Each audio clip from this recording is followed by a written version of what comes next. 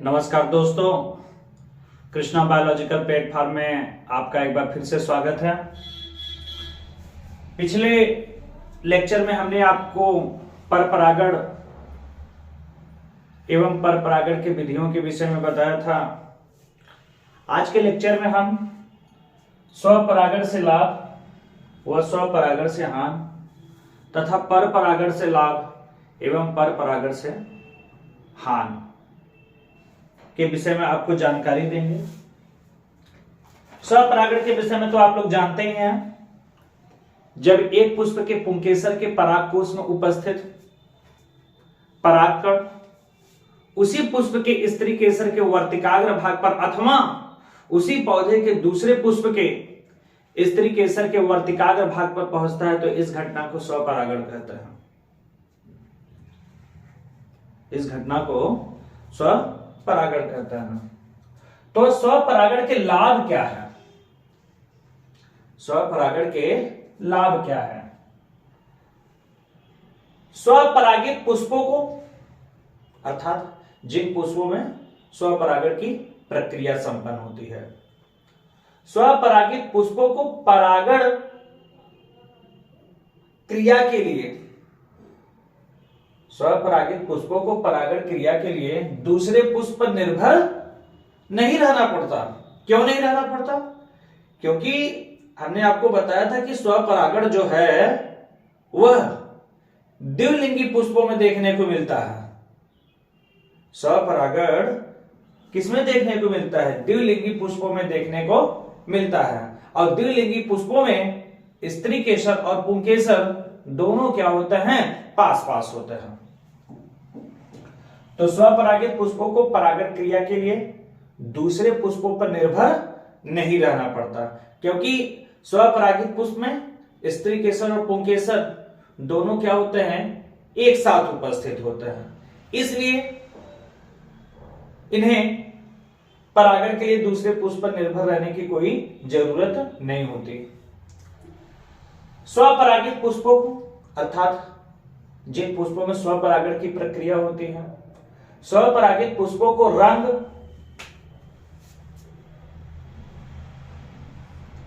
सुगंध तथा मधु उत्पन्न करने की आवश्यकता ही नहीं पड़ती। स्वपरागित पुष्पों को रंग, सुगंध तथा मधु उत्पन्न करने की आवश्यकता नहीं पड़ती। ऐसा क्यों?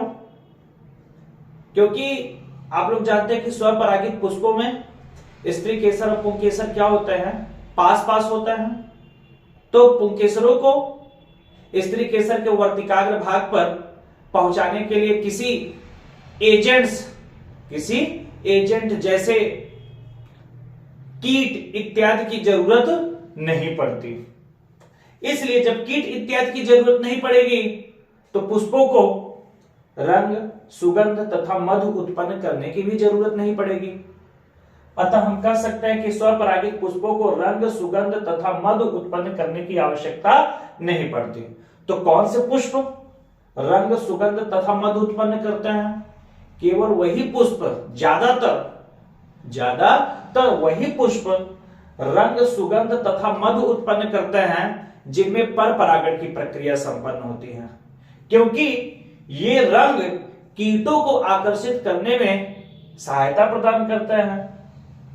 तो कौन से पुष्प रंग, सुगंध तथा मधु उत्पन्न करते हैं? वह पुष्प रंग, सुगंध तथा मधु उत्पन्न करते हैं जिनमें परपरागण की प्रक्रिया संपन्न होती है, क्योंकि रंग, सुगंध तथा मधु तमाम प्रकार के कीटों को आकर्षित करते हैं। और वह कीट जब क्या होते हैं? पुष्प के परागकोश पर बैठते हैं तो परागकोश में उपस्थित परागकण उन कीटों के शरीर से चिपक जाते हैं, जिससे वह कीट उड़कर जब दूसरे पुष्प के स्त्री केसर के वर्तिकाग्र भाग पर पहुंचते हैं तो वह परागकण स्त्री केसर के वर्तिकाग्र भाग पर पहुंच जाता है और परागण की प्रक्रिया संपन्न हो जाती है। तो कौन से पुष्प रंग, सुगंध तथा मधु उत्पन्न करते हैं? केवल वही पुष्प रंग, सुगंध तथा मधु उत्पन्न करते हैं जिनमें परपरागण की प्रक्रिया संपन्न होती है। स्वपरागण में अधिक परागकणों की आवश्यकता नहीं पड़ती, जिससे परागकण व्यर्थ नष्ट नहीं होता। मेरे भाई, क्यों अधिक परागकणों की आवश्यकता नहीं पड़ती? क्योंकि हमने आपको बताया कि स्वपरागित पुष्पों में स्त्री केसर और पुंकेसर दोनों एक साथ उपस्थित होते हैं, और जब दोनों एक साथ उपस्थित होते हैं तो वहीं पर पुंकेसर के परागकोश में परागकण स्त्री केसर के वर्तिकाग्र भाग पर चले जाते हैं। अतः स्वपरागित पुष्पों में अधिक परागकण की आवश्यकता नहीं पड़ती, जिससे परागकण व्यर्थ नष्ट नहीं होता। स्वपरागण की प्रक्रिया में जो बीज बनते हैं वह शुद्ध नस्ल के होते हैं। स्वपरागण की प्रक्रिया में जो बीज उत्पन्न होते हैं, मेरे भाई, जब पुंकेसर के परागकोश में उपस्थित परागकण स्त्री केसर के वर्तिकाग्र भाग पर पहुंचेगा तो जो अर्थात परागण हो जाएगा, परागण के पश्चात निषेचन हो जाएगा, निषेचन के पश्चात बीज बनेगा। तो जो बीज बनेगा वह शुद्ध नस्ल के होते हैं, अर्थात उसमें विविधता देखने को नहीं मिलती। पुष्पों में स्वपरागण का होना निश्चित होता है। भाई, ये तो स्वाभाविक बात है, क्योंकि स्वपरागण की प्रक्रिया द्विलिंगी पुष्पों में देखने को मिलती है। स्वपरागण की प्रक्रिया द्विलिंगी पुष्पों में देखने को मिलती है, और द्विलिंगी पुष्प में स्त्री केसर और पुंकेसर दोनों एक साथ उपस्थित होते हैं, जिससे हम ये कह सकते हैं कि पुष्पों में स्वपरागण का होना निश्चित होता है, जिसके कारण पौधों का वंश चलता रहता है।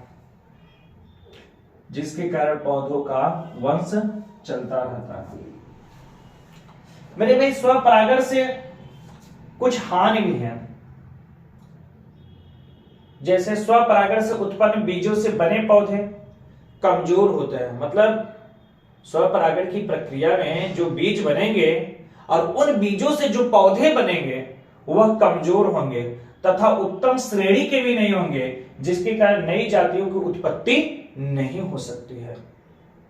तो स्वपरागण की प्रक्रिया में जो बीज बनेंगे और उस बीज से जो पौधे बनेंगे वह पौधे कमजोर होंगे तथा उत्तम श्रेणी के भी नहीं होंगे, जिसके कारण नई जातियों की उत्पत्ति नहीं हो सकते। और ऐसे पौधे में रोग लगने की भी संभावना क्या होती है? ज्यादा होती है। स्वपरागण से उत्पन्न बीज संख्या में कम होते हैं, भार में हल्के होते हैं तथा आकार में छोटे होते हैं, तथा ऐसे बीज शीघ्र पकते भी नहीं हैं।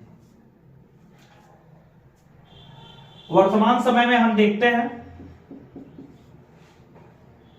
कि पुष्पी पादपों ने बहुत सारे ऐसे साधन या उपाय विकसित कर लिए हैं जो स्वपरागण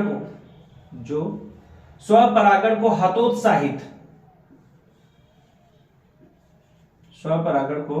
हतोत्साहित करते हैं तथा परपरागण को प्रोत्साहित करते हैं। अर्थात जैसा कि आप जानते हैं कि तमाम प्रकार के पौधे के पुष्पों पर वातावरणीय दशाओं का प्रतिकूल प्रभाव पड़ रहा है, तो पौधों की एक खासियत होती है कि प्रतिकूल वातावरणीय दशाओं के प्रति वह सामंजस्य स्थापित करती है, जिससे वह परागण के लिए तमाम प्रकार के साधनों को विकसित कर रही है, जिससे प्रतिकूल वातावरणीय दशाओं का भी उस पर प्रभाव न पड़े।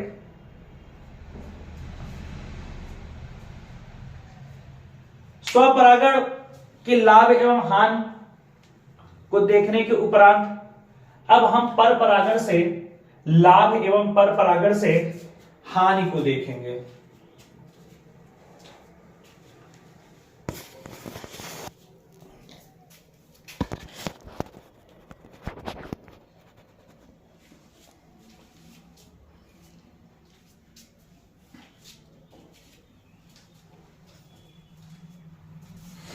पर परागण से लाभ क्या है? पर परागित पुष्पों से बनने वाले फल, मतलब पर परागण की प्रक्रिया में जो फल बनेंगे वह फल बड़े भारी होंगे, स्वादिष्ट होंगे तथा उनमें बीजों की संख्या भी अधिक होगी। उनमें बीजों की संख्या भी अधिक होगी। पर परागण से उत्पन्न बीज भी, पर परागण से उत्पन्न बीज भी बड़े भारी स्वस्थ, बड़े भारी स्वस्थ एवं अच्छी नस्ल वाले होते हैं। अच्छी नस्ल होने का मतलब यह है कि वह प्रतिकूल वातावरणीय दशाओं को क्या कर सके? सह सके। प्रतिकूल वातावरणीय दशाओं को क्या कर सके? सह सके। पर परागण की प्रक्रिया में बने बीजों से उत्पन्न पौधे भी बड़े भारी भरकम स्वस्थ एवं सक्षम होते हैं तथा प्रतिकूल परिस्थितियों का सामना करने की अधिक क्षमता भी होती है। पर परागण द्वारा रोग प्रतिरोधक जातियां तैयार की जाती है। इसका मतलब पर परागण की प्रक्रिया में, पर परागण की प्रक्रिया में जो नए पौधे बनते हैं वह पौधे रोग प्रतिरोधक क्षमता से परिपूर्ण होते हैं। पर परागण द्वारा पादपों की नई जातियां उत्पन्न होती हैं। पर परागण द्वारा पादपों की नई जातियां उत्पन्न होती हैं। पर परागण से हानि क्या है? पर परागण की प्रक्रिया बाह्य साधनों, कई जैसा कि आप जानते हैं कि पर परागण में होता क्या है कि पुंकेसर के परागकोश में उपस्थित परागकण किसी एजेंट्स के द्वारा उसी जात के दूसरे पौधे के स्त्री केसर के वर्तिकाग्र भाग पर पहुंचते हैं। और ये एजेंट्स आपके हो सकते हैं एयर हो सकते हैं, वाटर हो सकते हैं और एनिमल हो सकते हैं। मान लीजिए कि अगर यह वाटर एनिमल और एयर जैसे एजेंट्स न रहें तो इनकी अनुपस्थिति में क्या पर परागण की प्रक्रिया संपन्न हो सकती है? मेरे ख्याल से नहीं हो सकती है।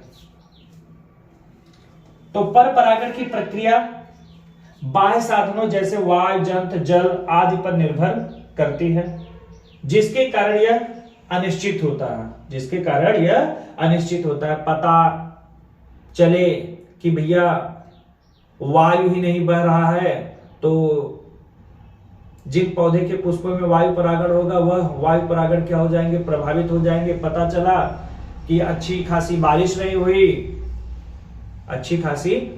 नहीं हुई, नदियों एवं नहरों में जल के अभाव होने की वजह से जो जलीय जीव है बिना परागण के ही रह जाएंगे। तो आजकल की वातावरणीय दशाएं, खेतों में हम लोग डीडीटी का यूज कर रहे हैं जिससे खेतों में तमाम प्रकार के कीट नष्ट हो रहे हैं। तो कीटों के अभाव में पर परागण की प्रक्रिया भी डिस्टर्ब हो सकती है। तो वही बोल रहा है समय पर परागण न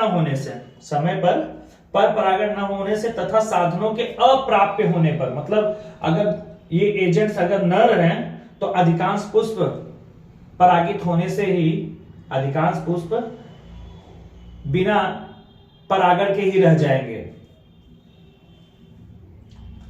पर परागण के लिए पुष्पों को दूसरे पुष्प पर निर्भर रहना पड़ता है। सही बात है भाई, अगर उसी पुष्प पर निर्भर रहेगा तब तो स्वपरागण हो जाएगा। तीसरा, कीटों को आकर्षित करने के लिए, चूंकि हमने बताया कि पर परागण की प्रक्रिया तभी संपन्न हो सकती है जब पर परागित पुष्प चटकीले रंग के हो। कौन से रंग को हो? चटकीले रंग के हो तथा सुगंध युक्त हो और मकरंद भी क्या करे? उत्पन्न करे। कीटों को आकर्षित करने के लिए पुष्पों को चटकीले रंग और पुष्पों की जो पंखुड़ियां होती है अर्थात दल बड़े होने चाहिए, सुगंध युक्त होने चाहिए तथा उन्हें मकरंद भी उत्पन्न करने चाहिए। इन सब चीजों में अधिक पदार्थ का अपव्यय होता है जिससे अधिक ऊर्जा का ह्रास होता है। इन सब चीजों में, जैसे अगर मान लीजिए पौधे का पुष्प का पौधे का पुष्प अगर चटकीले रंग का है, उसके दल क्या है, बड़े बड़े हैं, और सुगंध अगर उन्हें मकरंद भी उत्पन्न करना पड़े तो ऐसी परिस्थिति में उन्हें ज्यादा पदार्थ अपव्यय करना पड़ेगा, अर्थात उन्हें ज्यादा पोषक तत्वों की जरूरत पड़ेगी, ज्यादा एनर्जी की जरूरत पड़ेगी। पर परागित पुष्प, विशेषकर वायु परागित पुष्पों में परागकण अधिक संख्या में नष्ट होता है। वायु परागित पुष्प ज्यादा चटकीले रंग के भी नहीं होते हैं, क्योंकि भैया उनको कीटों को आकर्षित करने की जरूरत नहीं है, क्योंकि वो हवाओं के माध्यम से उनके परागकण क्या होते हैं, स्त्री केसर के वर्तिकाग्र भाग पर पहुंच जाते हैं।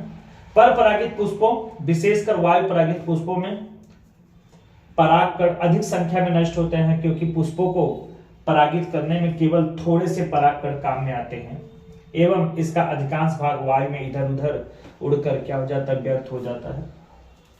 पर परागित बीज, मतलब पर परागण की प्रक्रिया में जो बीज बनेंगे वह सदैव संकर होते हैं, वह सदैव संकर होते हैं। पता चला एक पौधे का पुष्प ऐसे स्थान पर है जहां जल की प्रधानता है, और उसी जाति का दूसरा पुष्प, दूसरे पौधे का पुष्प ऐसे स्थान पर है जहां पर जल की कमी है, तो अलग अलग वातावरणीय दशाओं में पल बढ़ रहे हैं, तो जिनमें अलग अलग लक्षण डेवलप हो सकते हैं।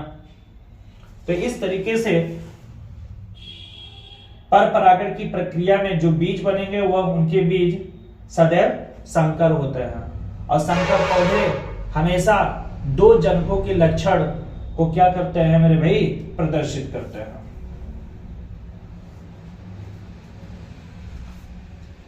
आज के लिए बस इतना काफी है। कल के लेक्चर में हम आपको बताएंगे कि आवृत बीजी पौधों में निषेचन, आवृत बीजी पौधों में निषेचन। तो आवृत बीजी पौधों में निषेचन 2 बार होता है। तो इसी टॉपिक को लेकर कल आपके सामने हम प्रकट होंगे। इजाजत दीजिए, बाकी की चर्चाएं हम कल करेंगे।